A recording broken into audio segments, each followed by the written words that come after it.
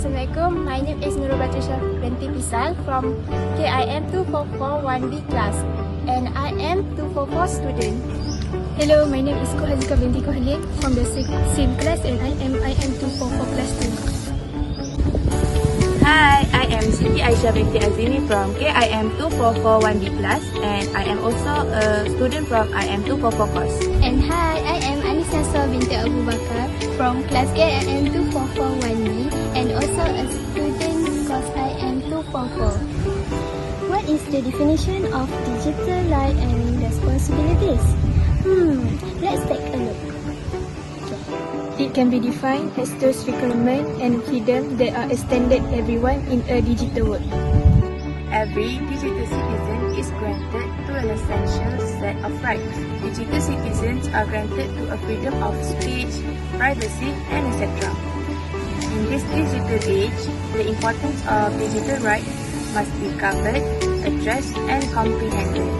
This privilege comes with responsibility as well. The proper user of technology must be determined with the assistance of the user. Scene 1. Examples of appropriate digital right and responsibility. Cite websites or other sources for class project. Hey, Ko, what are you doing? Hi, but I didn't see you there. Oh, this I actually completed my assignment, which is due by next week. Oh, you're really fast though. Well, what page you write now? Hey, thanks. I don't want to postpone this assignment and do it later. I might regret it. Actually, I'm on the last page, which is reference page. That's good. You're such a responsible person because you literally cite down all the articles that you use with the APA style. Scene 2. Examples of inappropriate digital right and responsibility. Did not cite websites or other sources for class project. Hey, Brad, do you want to go to Dewan Perdana tonight? I heard there will be a concert. Really? But my assignment not finished yet. It's okay. I'll be going with my friend since you did not finish your assignment. But I want to go too. But it's alright. I will try finish it my work before tonight. Wow, you the best. Hit me if you done. Okay.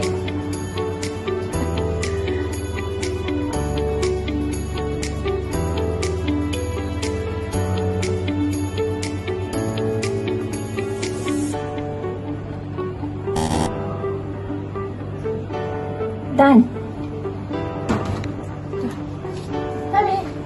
Scene 3. Cheating in the exam. In the class. Okay, students. We already finished our subject today. So next week I will do a small test. Okay, madam. Okay, that's all for today. Thank you. See you guys next week. Okay. Okay. Bye. So tadi, we have an exam. I'm so worried. What should we do? Alah, don't worry, Aisha. We can study together every day. You promise, eh? Okay, let's go back. Let's go. One day before the test. Aisha, how was your study? Is it okay? So far so good lah. I haven't finished reading yet. You know, right? Tomorrow we have exam, right? I know, I have prepared already, but not all lah. Oh, okay. Good luck for tomorrow, Aisha. Okay, you too. During the test.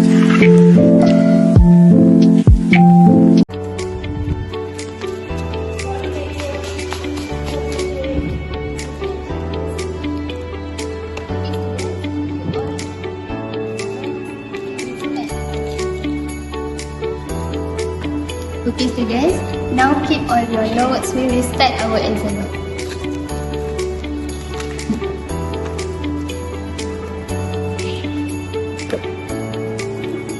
Madam. Okay, you can start.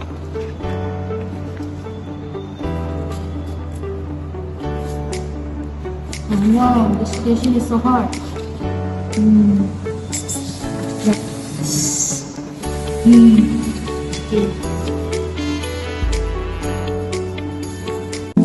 4.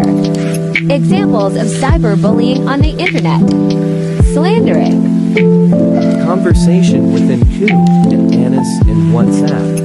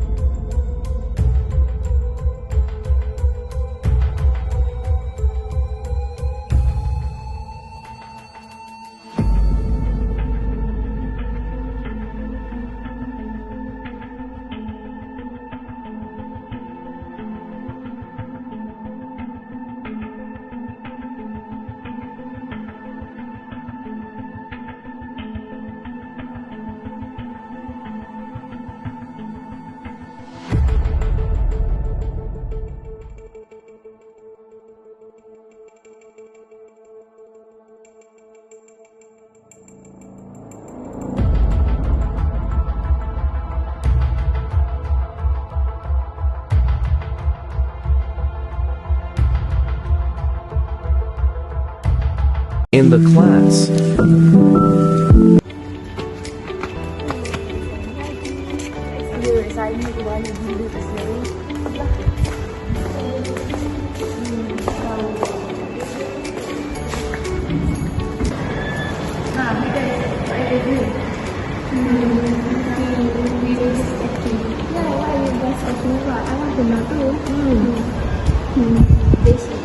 I don't want to sit next to it.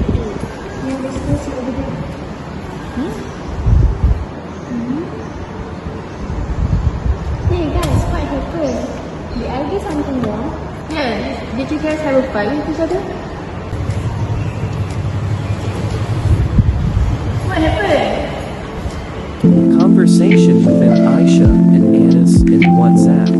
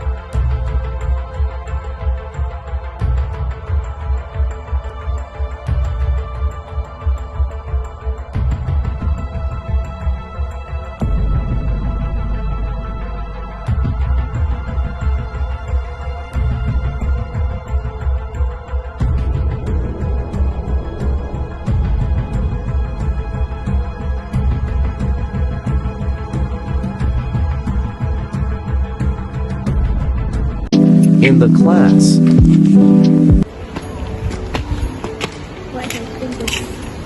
Tak tahulah diorang tu kenapa.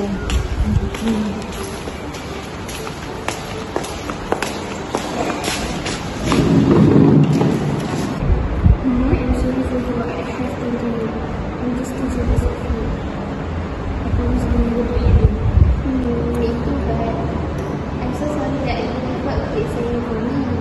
I hope that you forgive me, okay? It's okay, guys. Because I hope you guys learn from the lesson, okay? Thank you. the conclusion. So, as a digital citizen, we should be responsible for our action online. We should not take things for granted because we have the right to think. But we need to be cautious sometimes. Even though suddenly people seem harmless, we do not know the consequence of our action to them. Thank you for watching. Bye.